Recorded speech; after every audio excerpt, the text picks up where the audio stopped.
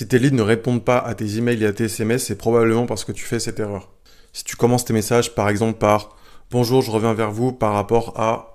Ça, en général, ça marche pas. Il faut absolument faire un message piquant, qui choque, qui interpelle directement.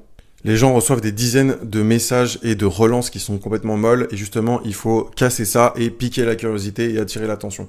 En fait, tes emails et tes SMS, ils doivent avoir la même caractéristique que tes vidéos que tu vois sur les réseaux, c'est qu'il faut qu'il y ait un hook. C'est-à-dire, le hook, c'est quoi? C'est les 3 premières secondes d'une vidéo qui interpelle et qui donne envie d'aller voir la suite de la vidéo. Pour tes emails et tes SMS, c'est la même chose. Il faut absolument que tu aies un hook, c'est-à-dire que la première phrase, la première chose que va voir les personnes sur ton message, ça va être les premiers mots. Donc, il faut tout de suite que ça interpelle, que ça pique, que ça choque et que ça donne envie de lire la suite.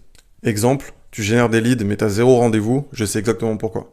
En plus de ça, dans tes différentes relances, email, SMS, n'hésite pas de faire varier les contenus. Parfois, tu apportes de la valeur, parfois tu fais juste une simple relance aussi, parfois tu interpelles la personne, parfois tu vas commencer par l'appeler par son prénom. Et le fait de varier justement les contenus, ça va avoir l'effet de multiplier les chances que la personne elle ait envie de lire la suite.